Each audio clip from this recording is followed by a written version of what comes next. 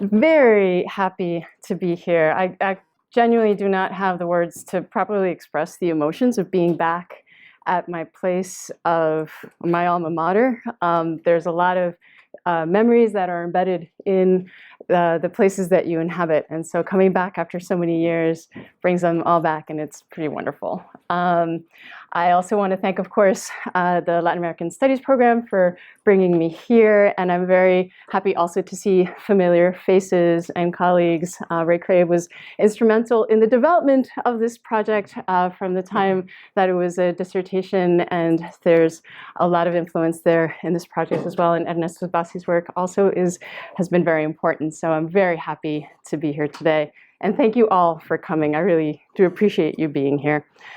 Now, although one has little control over how people might read a book once it's out in the world, today I'd like to suggest two parallel yet intermingled claves de lectura, or guides, to reading my book.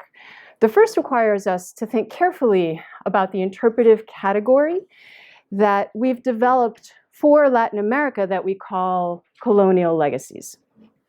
Each chapter of my book reveals how 19th century historical actors themselves invented colonial legacies.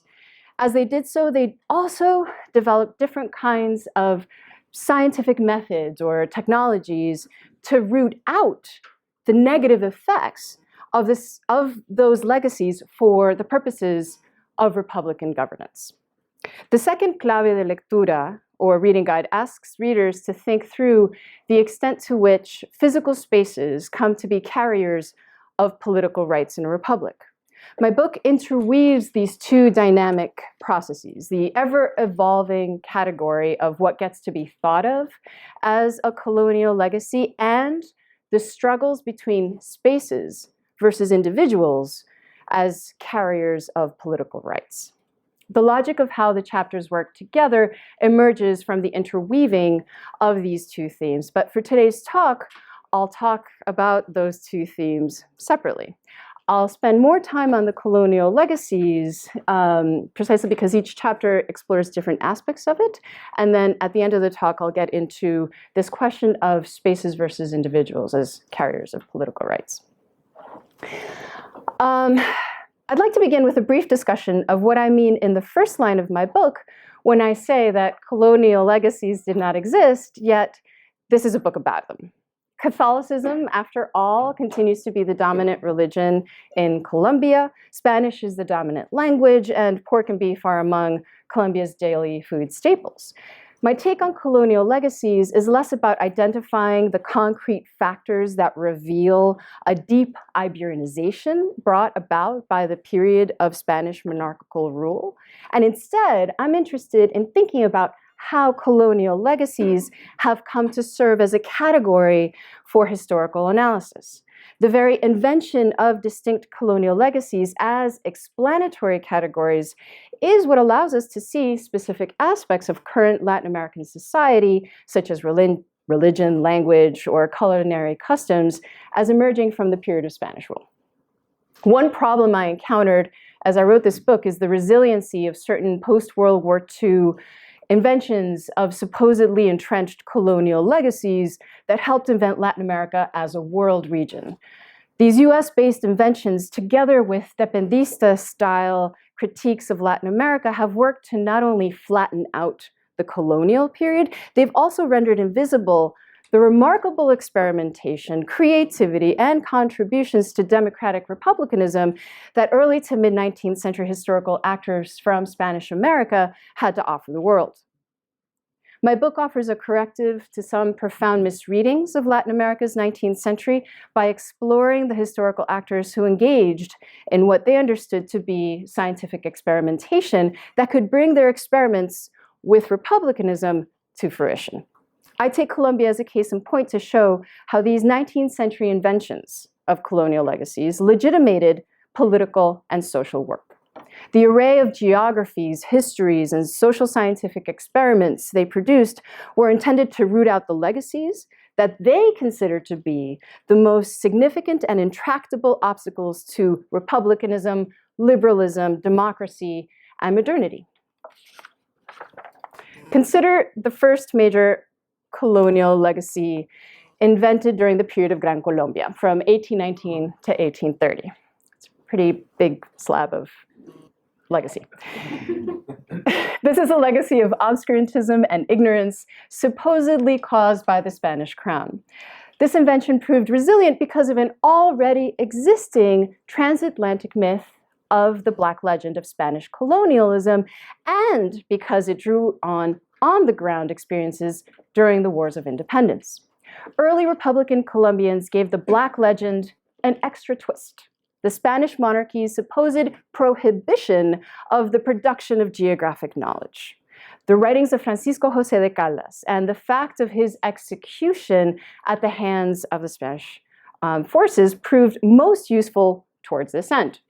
One of the most famous quotes from Caldas that continues to work in this line has been etched in stone as it greets visitors to Colombia's Instituto Geográfico Agustín Codazzi. So when you walk in, this is one of the things that greets you when you walk in.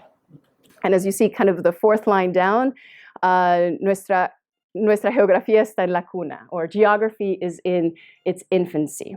But geography was far from its infancy in 1808 when Caldas first penned these words. Caldas was just one of thousands engaged in producing natural history knowledge for the Spanish crown over the course of generations. Caldas' semanario, or weekly scientific journal from which this quote is taken, could only be possible because of the scores of contributors who wrote about their home provinces and submitted them to Caldas, so he could then print them in the semanario. Caldas' quote therefore needs to be understood as a plea by Caldas, who saw himself as a Spanish loyal subject in a moment of crisis, that nevertheless was seeking further investment and in enterprises already prized by the Spanish crown and that were fundamental for monarchical rule. Caldas' execution in 1816 helped the Gran Colombian government officials rework the context and meaning of Caldas' work in the 1820s. The national newspaper, the Gaceta de Colombia, reprinted Caldas' writings and argued that the Colombian Republic, unlike the Spanish monarchy, could finally fulfill Caldas' call from 1808. To do so, Colombia hired its first scientific commission charged with drawing up a national map that took inventory of the mineral wealth of the country. The French-trained naturalists hired for the endeavor would also run a natural history museum modeled on that of Paris. Colombian officials believed the endeavor would force the powers of the earth to recognize the Colombian Republic's civility and contributions to world knowledge in opposition to the obscurantism of the Spanish crown. They complemented the commission's work by calling for a national census of population, territories, and resources. Hundreds of provincial authorities complied. And one of the results is this printed atlas map from 1827. The manuscript was in 1825, and it was finally printed as an atlas in 1827 in Paris.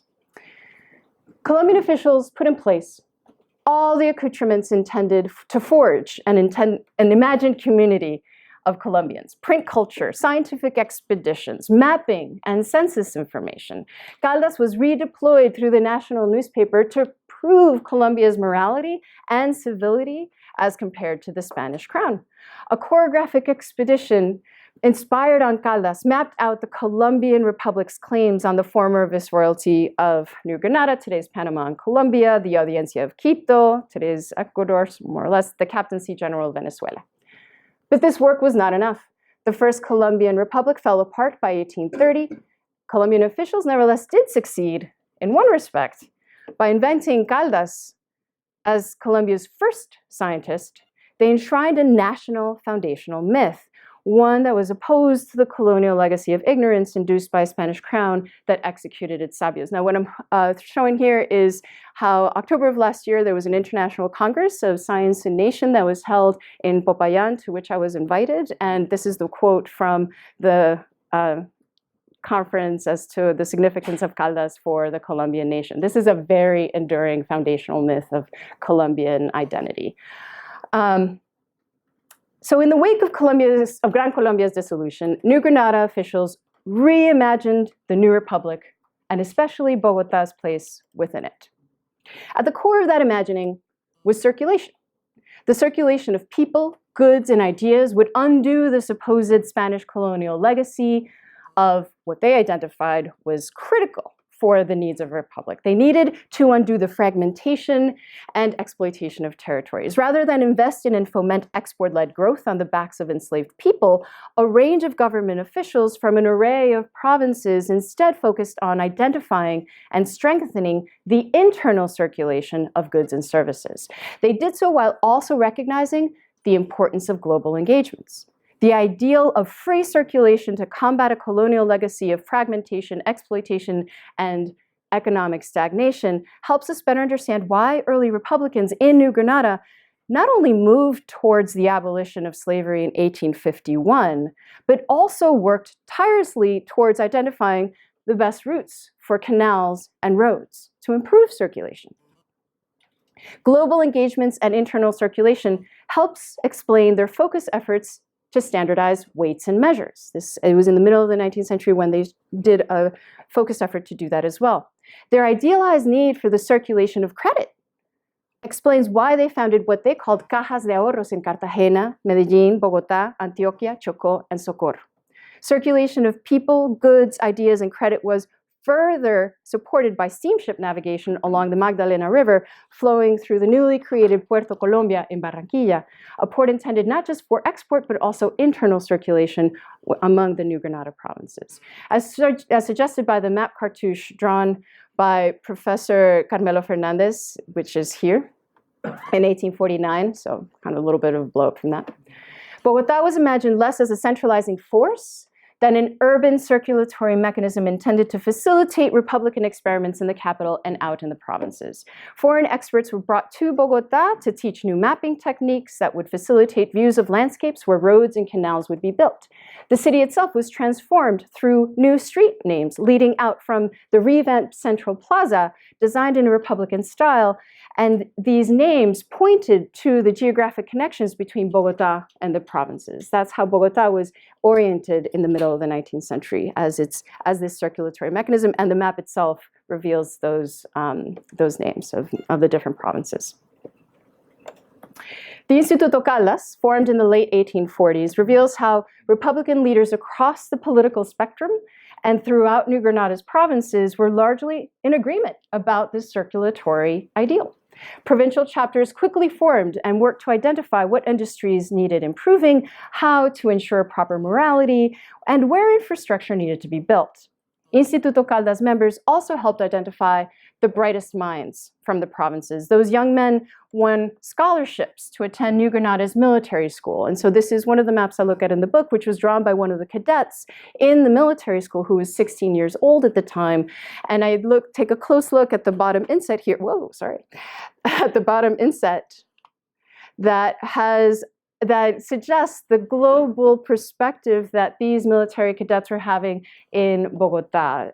So hard to see here, but they have Departamento de California over here, and different places that suggest London and Paris all bringing into one space that's being drawn from Bogotá. So it kind of suggests this global vision that they're increasingly being exposed to from Bogotá. Cadets learn new mapping techniques through apprenticeship and express the implications of local and global circulation for the Republic. The Choreographic Commission, first conceptualized through the Instituto Caldas and launched in 1850, was to bring to fruition New Granada's long-term development projects. Seen in this light, federalism versus centralism, or liberals versus conservatives, begin to lose their explanatory power for this period of 19th century state formation in Colombia. My book argues instead that the middle of the 19th century saw early Republican officials formulate solutions to the Spanish colonial legacy of fragmentation and exploitation through these scientific endeavors.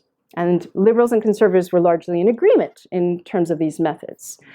The solution ultimately required fomenting internal circulation and global engagements. So that they agreed. Linked into the early Republican ideal of circulation was the problem of indigenous reservoirs. During the period of Spanish rule, indigenous communities that paid tribute enjoyed inalienable rights to the usufruct from indivisible community lands. Within the Kingdom of New Granada, these indigenous communities were called resguardos. As in other kingdoms, the crown set up indigenous governing structures to administer resguardos under the supervision of civil and ecclesiastical authorities. Early Republican leaders sought to abolish resguardos because communal landholding took out valuable lands from a circulating land market. To justify the morality of resguardo abolition, early Republicans invented another colonial legacy linked to indigenous resguardos, the problem of the indio miserable. The misery of indigenous peoples living on communal lands served as proof of Spanish malfeasance. The legal status of miserable afforded to indigenous populations under monarchical rule became a cultural and political tool. Rather than acknowledge the legal protections previously enjoyed by indios miserables, Republican statemakers argued that the Spanish crown had created the conditions that rendered indigenous people miserable. Republican indígenas would be different. They would become Republican citizens like all others. So their lands would circulate, and the indigenous populations would be citizens that could circulate. The extent to which the Spanish monarchy was objectively exploitative of indigenous populations is less interesting for the purposes of my book and today's talk than understanding how and why early Republicans deployed this colonial legacy trope about the Spanish monarchy.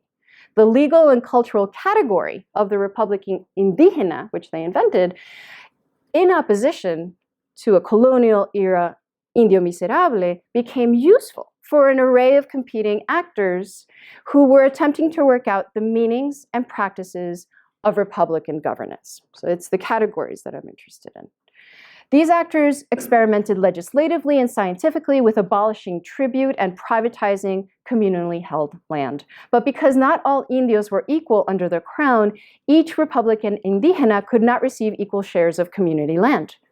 Early Republicans developed legislation and training for surveyors that permitted the training for surveyors backed up by science to grant differently valued parcels of land to indigenous individuals and families according to the place that the surveyors believed that the indígenas occupied in those communities, and they were in turn informed by indígenas themselves. So essentially what you see here is the Catechismo de Agrimensura. So this is printed in 1834, and Lorenzo María Lleras, who developed this Catechismo, included very complex formulations of abstract equations that allowed surveyors to determine how many shares of land each family would have. And they would take their, kind of the base would be the single tribute paying indígena, and then what different family members would occupy, what socially they would occupy. So if it was a woman, so it was a wife, it was a daughter, how many,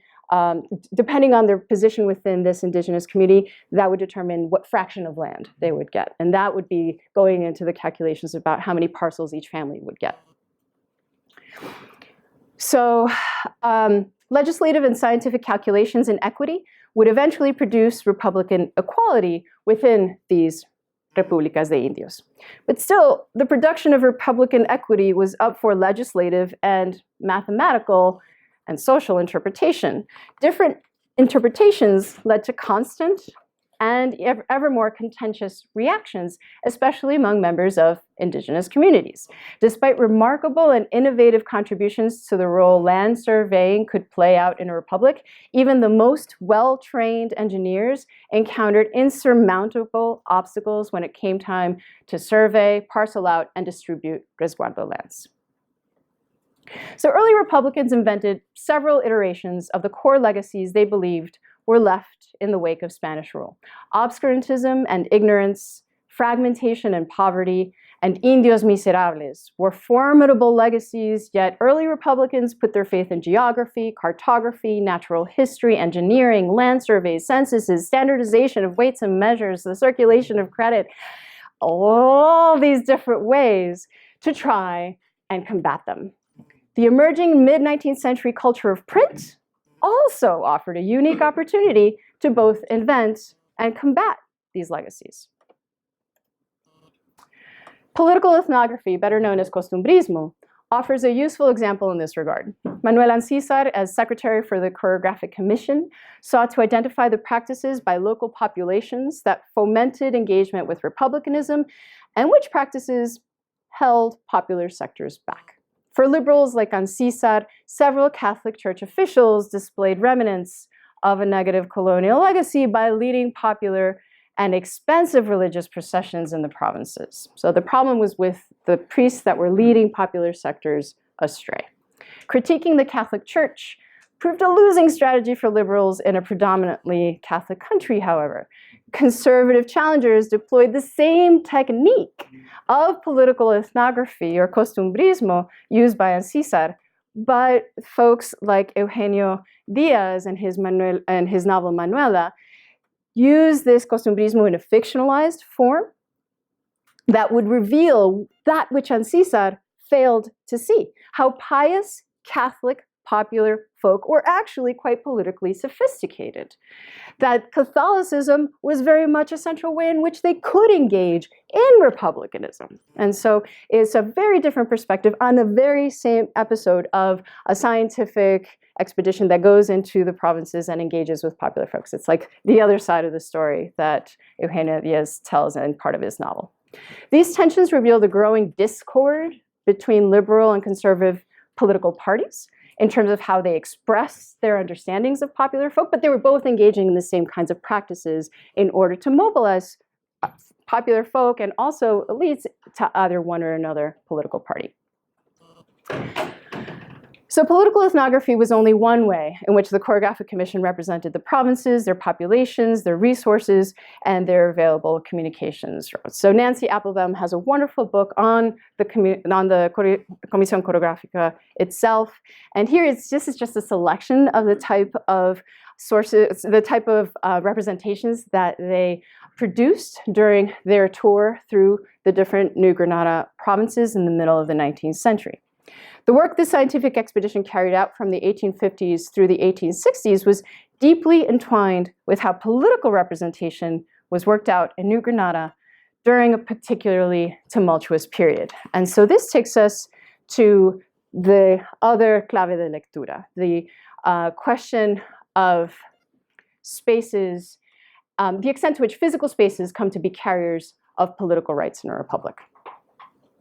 Now, this transformation emerged out of the dissolution of Spain's Atlantic monarchy in the wake of Napoleon's invasion in 1808. So essentially, when Napoleon invaded Iberia and then the Spanish kings abdicated to Napoleon, this caused a crisis of sovereignty that had tremendous effects on how sovereignty works out within the Spanish monarchy that ultimately led to the dissolution of Spain's Atlantic monarchy. And a key part of that dissolution involved sovereignty reverting to the pueblos. And so that's a very important moment in the ways in which spaces are very important carriers of political rights.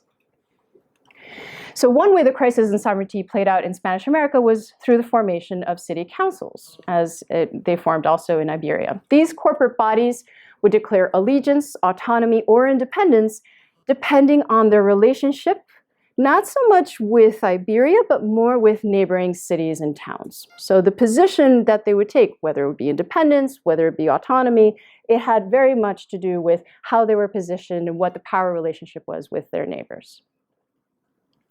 This fragmenting logic of sovereignty explains or helps explain why Gran Colombia's Constitution of 1821 included an article that would eventually lead to that republic's dissolution. This was because cities of Caracas, Valencia, Quito, and eventually Guayaquil were very wary of Bogotá as the new capital. Cities then, and especially city councils, became the carriers of political rights during this early republic. These city councils held the elections that elected the representatives to provincial and national government posts. So it was through these city councils. After Gran Colombia dissolved, early Republicans in New Granada experimented with shifting the weight of sovereignty from the capital cities of a few large political territories, approximately 20 in the 1830s, to 36 capital cities ruling over smaller territories by 1853. This meant that this was almost a twofold increase in the number of city councils participating in elections at the national level. This territorial shift from 20 to 36 provinces represented a radical expansion in political rights within the republic, precisely because so many new places were able to engage local populations in these political processes. Cities previously subsumed to more powerful urban centers, finally had a voice in national government. But this voice proved short-lived.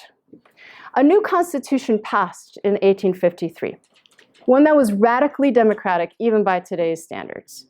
Not only did it sanction the abolition of slavery, which had a law that was passed in 1851, it also granted voting rights to all citizens in the Republic under the principle of direct election. So universal male suffrage for those that were older than 21 or married.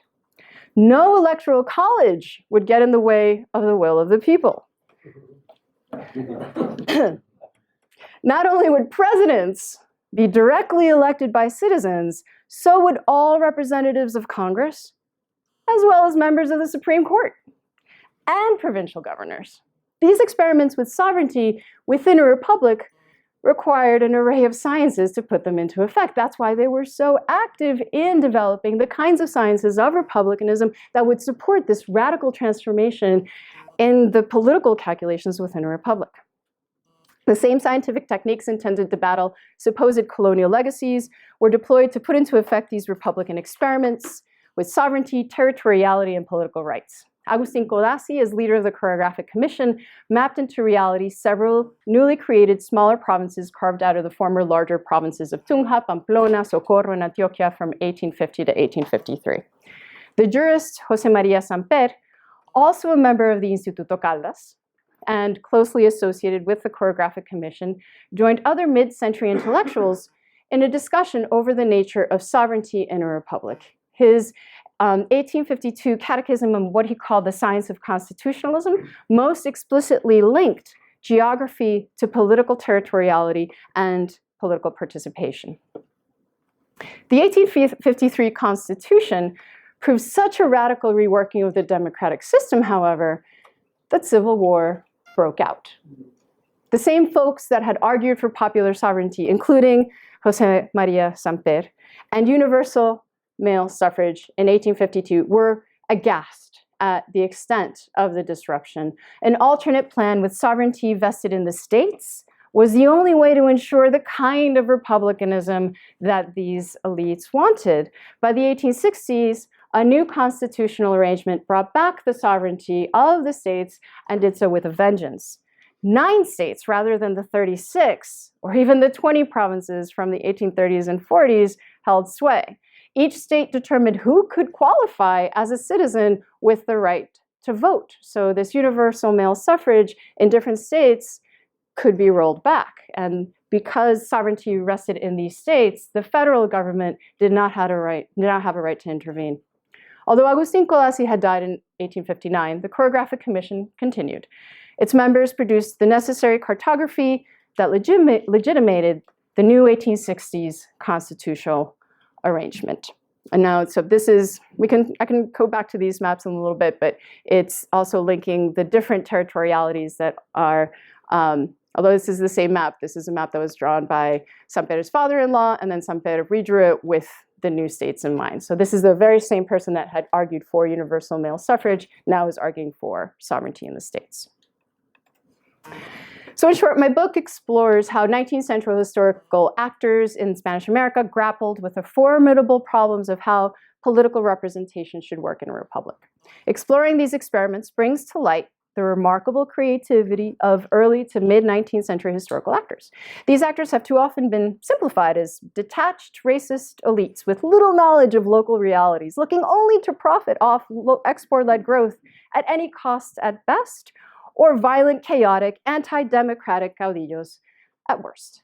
My book seeks to de-exoticize Spanish-American thinkers by considering them as skillful and as unskillful as figures like de Tocqueville, for instance, as good and as bad. Doing so means taking their early Republican projects and their discontents seriously. The historiographical payoff goes beyond complicating historical actors in Colombia or Latin America.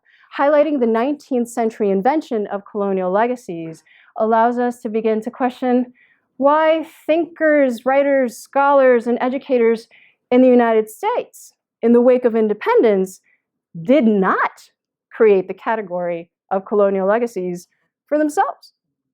Why did they not identify legacies of British rule that needed to be rooted out in order to produce a republic of equal citizens, no matter their race.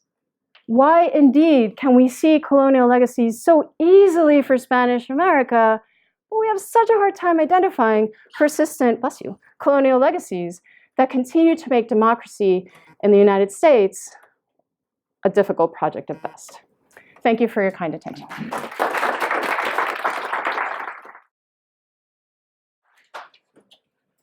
Okay, so here and then there, yes. Okay, I know you mentioned the Coke bill right at the end, and we're talking between 1830 and let's say 1870. Did any United States, the War of the States at that time, the Civil War, did any of that speeches and anything get into this? Oh, yes. So we have several Colombians actually traveled to the United States over the course of the 19th century, in part because of these projects of circulation. Many of them, and projects of democracy, republicanism, they actually were drawing on a lot of ideals that were developed in the United States. And at the same time, there was also a recognition that there was quite a bit of division within the United States and limits to that democracy along racial lines. And so you do see a lot of Colombian travelers commenting on these racial divides within the United States as a way to highlight the racial democracy and how much on the vanguard they were in the world as compared to the United States in that sense. So you do see that, especially, and many of them, even José María de Samper, predicted how the U.S.-Mexican War would be the undoing of the United States. It was kind of a chronicle of a death foretold of what would happen with that acquisition. Yes. So thank you so much. Fascinating. I found it very persuasive. And the part I kind of fixated on was actually towards the very beginning of your talk. You mentioned that this was kind of, there's been a rupture as we think about the 20th century and the kind of Latin American imaginary, especially with the new kind of colonial reference, right, in the United States. And I wonder to what extent you see actually a connection to the construction of Latin America as within a context where, we have just a different structural,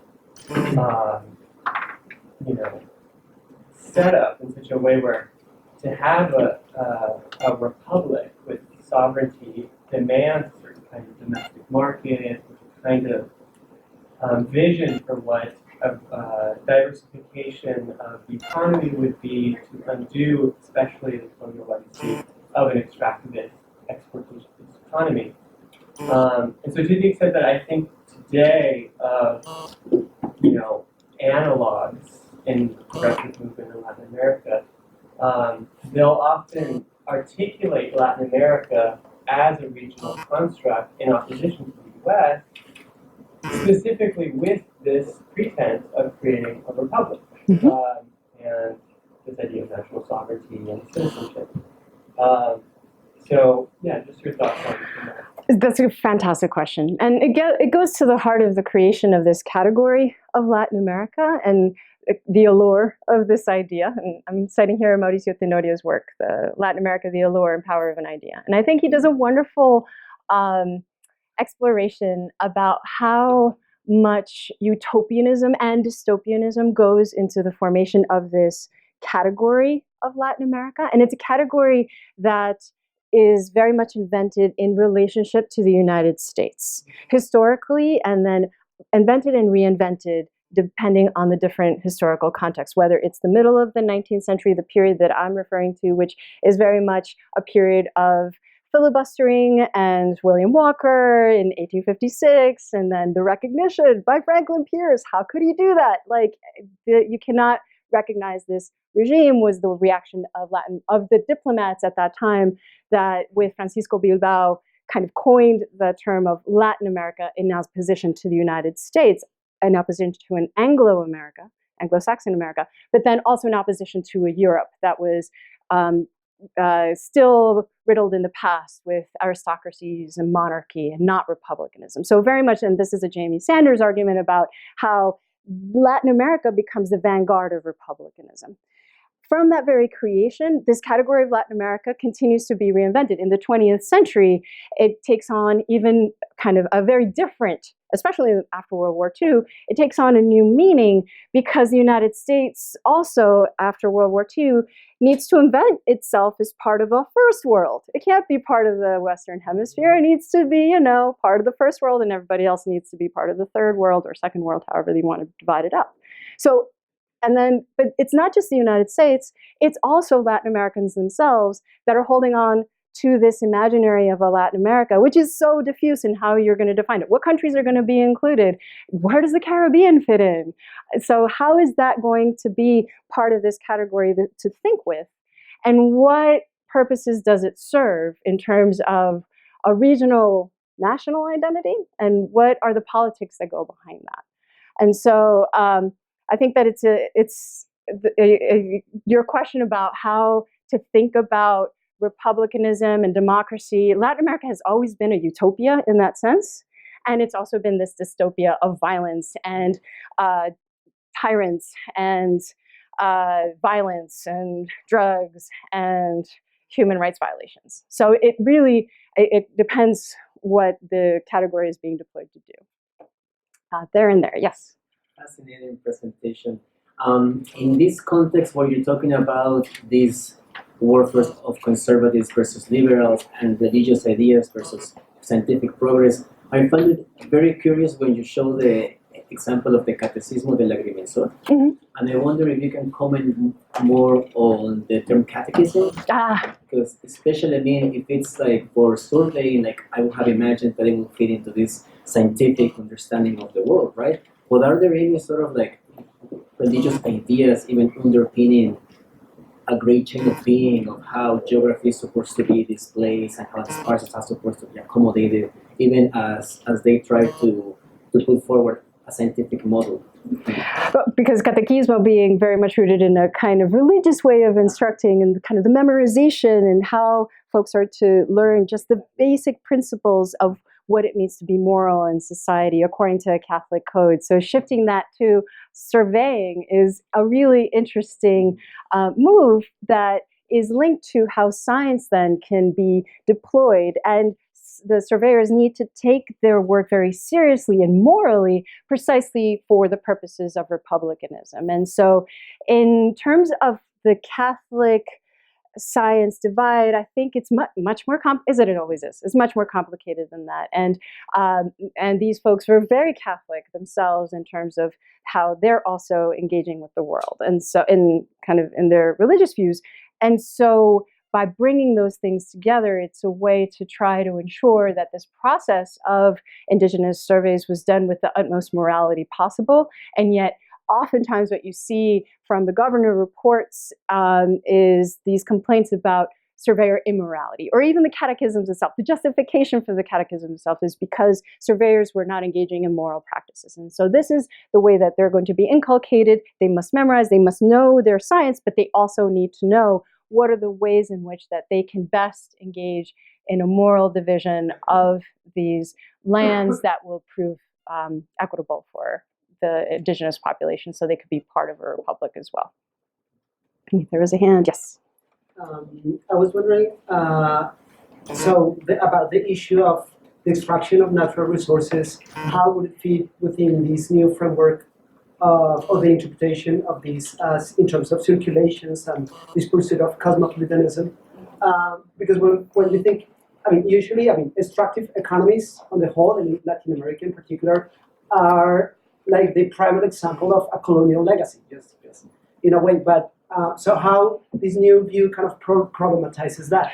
And I'm also, so you got me really thinking with what you just mentioned a few minutes ago about the invasion of Latin America, and Latin America not only being in opposition to the US and Europe, but also as this kind of original side of natural resources and, open veins of Latin America, right. And the kind of thing, which is like always building up in historiography as this way of saying, like, this is just like a perpetuation of the colonial model of extraction. Mhm. So is that view in a way challenged by this view or just supplemented? Or? So it's when we think about the periodization of the 19th century for Latin America, usually what happens is like, oh, there's a lot of discussion about the independence period, and then the early to mid 19th century, kind of just dead. Nothing really happens. It's all chaos and caudillos. We don't really have that much. There's not much in terms of the economy, and in part it's because this is a period that is engaging what I'm arguing in terms of internal circulation and experimentation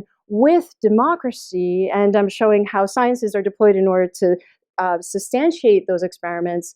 This is not to say they were very successful, because there were a lot of civil wars, and democracy and republicanism, with the kind of experimentation that we're engaging, were creating severe disagreements over questions of sovereignty and rule. And so yes, there were civil wars, but instead of framing that in terms of just like chaos and caudillos, I'm showing the thinking that was going on behind it, and how they were purposefully thinking not so much in terms of extractive economies, because they're seeing that as a colonial legacy, and instead trying to generate circulation and wealth and morality within the republic, which is a very short-lived project.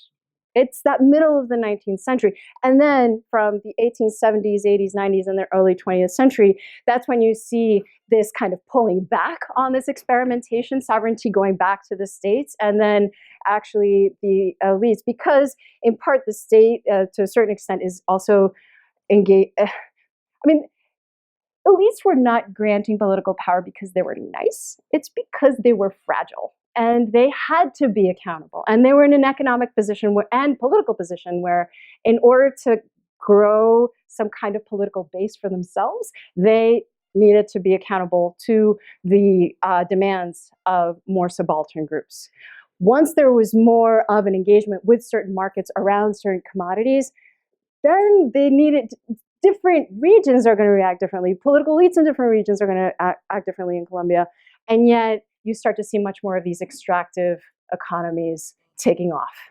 And so that project is not only abandoned, but actively forgotten by the kind of historiography that is produced in the late 19th century, early 20th century. And then this earlier experimentation with republicanism that opens up the possibilities for this kind of democracy, they're touted as like, oh, this is like a constitution for angels. How ridiculous. What were they thinking? And just completely dismissed and ignored as irrelevant. And I'm saying, well, let's try and reimagine that moment and the possibilities that it held. Mm-hmm. Yes? I'm struck by the contrast you drew in, sort of constructing these post-colonial legacies, and the idea of that, the contrast between Colombia and the United States. And so I'm just curious, where else in Latin America did you find strong expressions of this? Sort of the ideas that lie behind this. Were there other places that were especially, pronounced in having strong versions of this? And were there other places in Latin America that had very different conceptions? That's an excellent question. And there I would draw on Jamie Sanders' work on Vanguard of the Atlantic World. And so there's also, I'm focused on the Colombian example because it's so hard to go into different archives, of course, and to do a comparative. That's the work that he did in his book. And he was able to show how Mexico itself was very much part of this experimentation for a slightly later period. So precisely because Mexico has a very different relationship to the United States and the US-Mexican War and the effects that had on Mexico, and also the French invasion. So in many ways, it was Mexico had a very uncomfortable position with respect to the United States and felt very palpably the effects of monarchy and how that threatened a Republican ideal. So it was Benito Juarez, precisely after the execution of Maximilian, it was kind of this kind of moment of resurgence of republicanism, of Mexico being able to be the place where republicanism could really flourish in opposition to Europe and monarchy. And it was at a moment when there is this profound rethinking about what republicanism and democracy is going to look like, given the recent civil war in the United States as well. And so what you start to see is that with Benito Juarez and then even Porfirio Diaz, so Porfirio Diaz really capitalizes on the memory of Benito Juarez and brings it in to legitimate the Porfirio Diaz project that, although it's dictatorial, is also very Republican. And he's very much, I mean, that's when you start to see the sciences that really take off in the later 19th century, the geography, the histories, the architectural transformation of Mexico City, all in this kind of mythic way of thinking not just about the nation, but republicanism and Mexico's place within the world. But also Uruguay, and Garibaldi was in Uruguay, so there's like a whole, yeah. Yes. So I just want to pick up on Ken's question. I mean, it's kind of interesting. I don't know if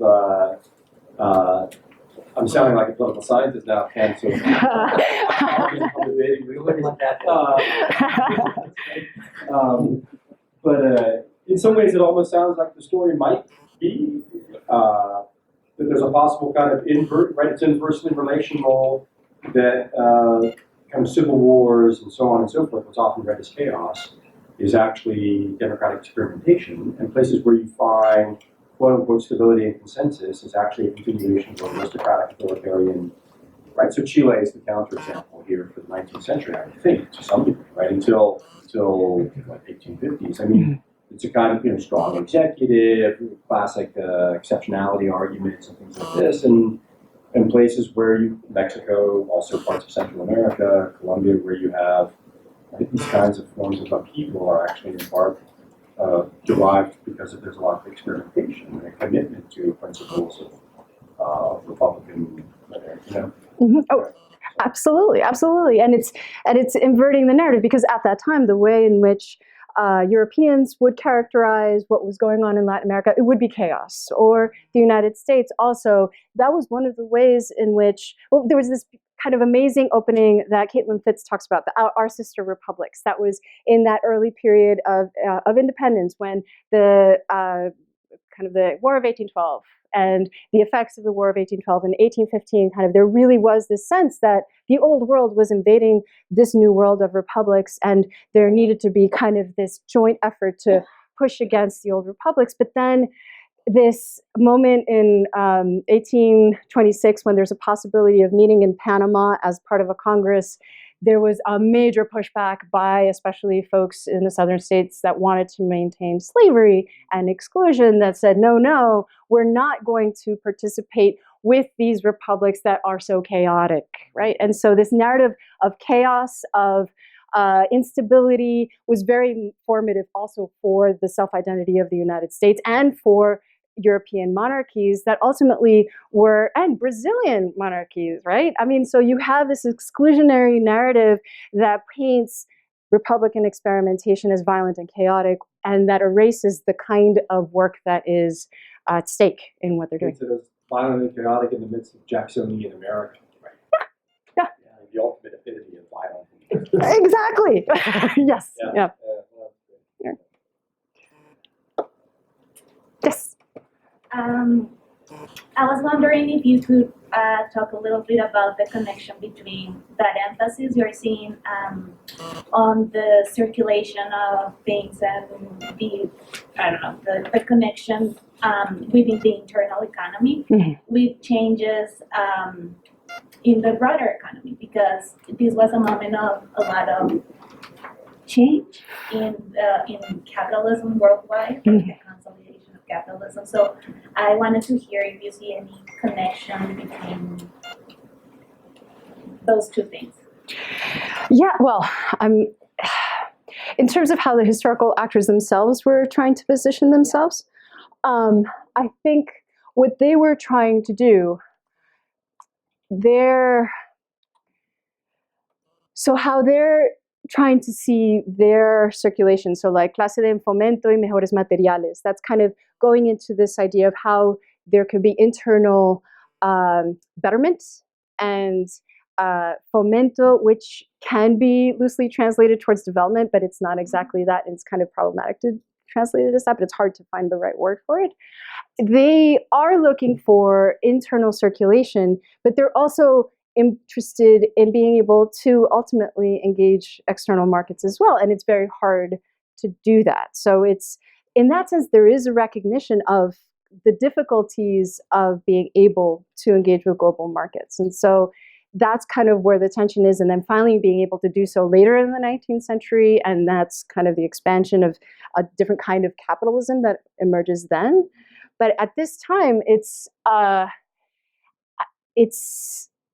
very, I think the way that they're engaging with production is one that's taking seriously this idea of dismantling enslaved labor. And that marks a very important change in how they're engaging with global capitalism. So in a way, these people, which is also forgotten, is that these people were also active in rethinking the course of global capitalism.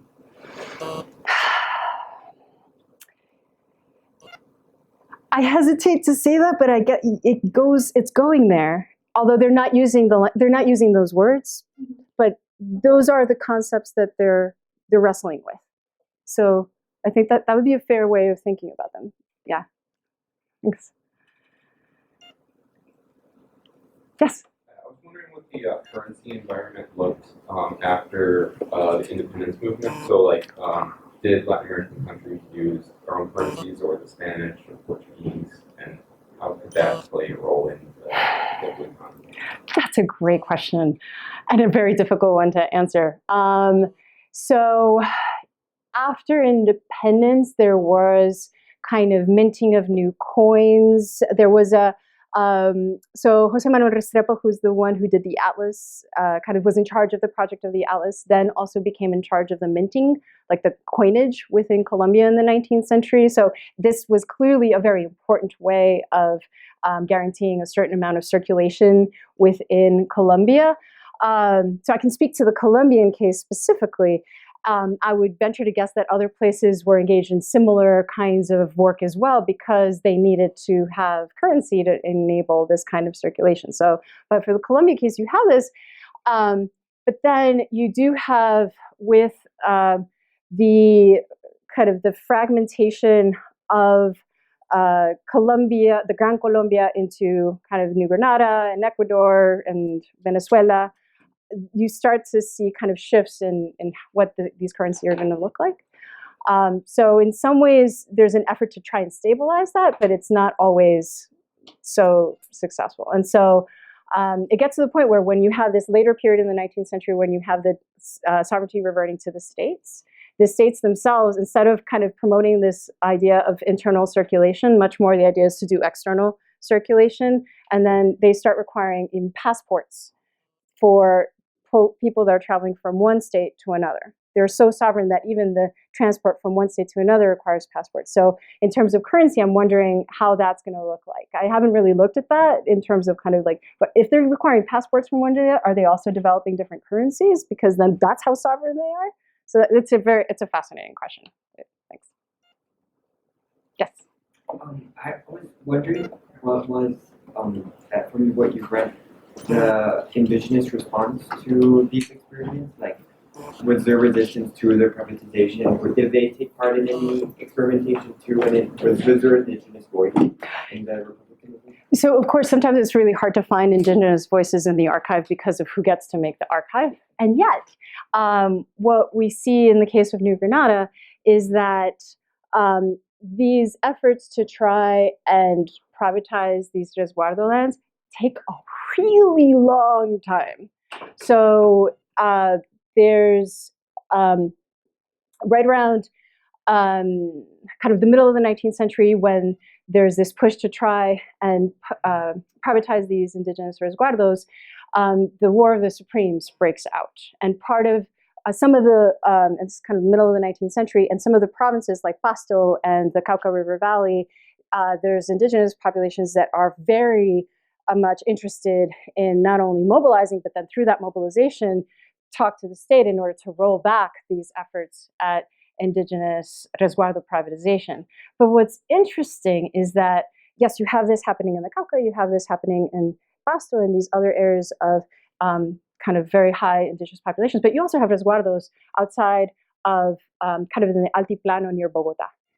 And that area, plus Neiva, is, in terms of the War of the Supremes, this area does not rise up in arms. So you have other places in New Granada that pressure. So after the War of the Supremes, this legislation under Resguardos are like, okay, yes, we're going to privatize indigenous resguardos, but we're going to hold that actual privatization for 20 years. We're just going to push that back a little bit. So it's kind of giving recognition of the pressures by indigenous communities, the violent uprisings in order to resist the measure. And what you see around Bogota is indigenous participation, voluntary indigenous population in the surveys of the efforts to try and measure out what the land parcels would look like, and significant actions by these indigenous populations that actually use the levers of the state. So instead of armed resistance, you see resistance happening through the legislative process, through appeals to provincial governors, through going up through Congress, appeals to the president. They became Republican. They were very Republican. They knew the laws. They knew through the use of laws what were the levers they could pull on in order to meet the interests that they wanted to meet. And not all indigenous peoples were resistant to privatization. There were more popular sectors that actually saw the benefit of having a parcel of land that could sustain themselves and their families. You tend to see that some of the more elite sectors within these indigenous resguardos, they're the ones that are very resistant to the process because they had enjoyed control over how these lands would be rented out, how they, what proceeds would come. So because it's a very complicated kind of and complex kind of economic terrain, the resguardo, because they're kind of woven into the warp and weft of local economies. And the fact that you do see this other way of resistance that isn't resisting the state, it's engaging the state in order to meet different interests that include indigenous people. Okay. Well, we thank you very much for a fascinating. Thank you.